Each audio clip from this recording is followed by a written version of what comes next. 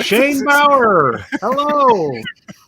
I'm new to learning about neurofeedback for my son who's on the autism spectrum. I've seen these at-home headsets such as Mendy and Muse. Any thoughts? I assume clinical neurofeedback is best. Great assumption, Shane. Shane, you've answered your own question.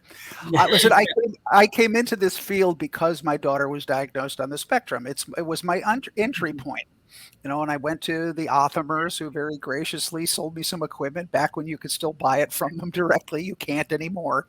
But back in the day, in the more wild and woolly West, it was still available for parents like myself, staring at, tens of thousands of dollars worth of hours that was going to take to work with my daughter to say, hey, I'll do this at home with her and get the training. And I went through the trainings, et cetera, et cetera.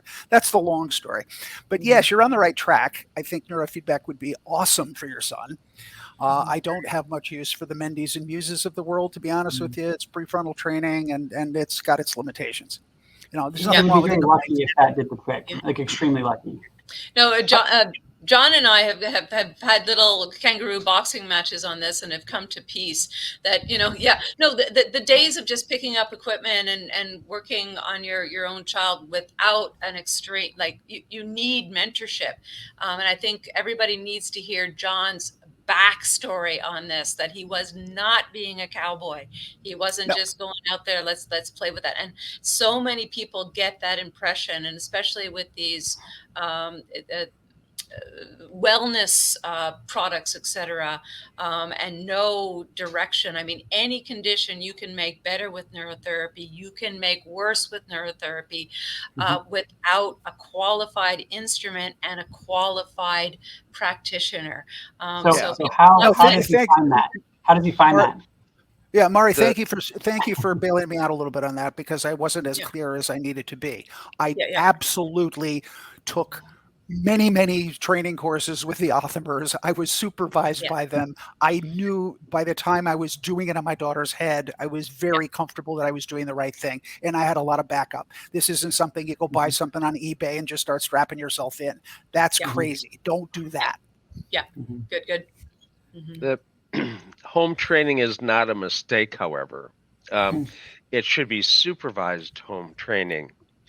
With a professional at the other end doing the supervision.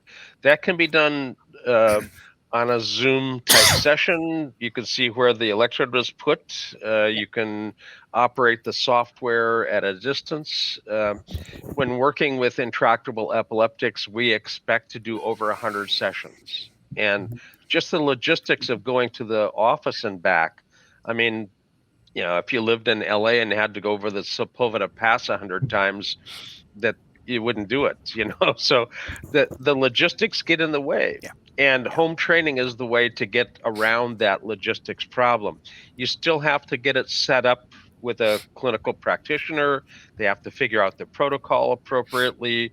But once all of that's done, at this point, you can have 4 channels up to 19 channels done real time online at a distance with high quality amplifiers. Some of them dry sensors, but most of the training on a dry sensor ends up having contact jitter difficulties. So you have to be very cautious of the quality of the device if it's a dry sensor.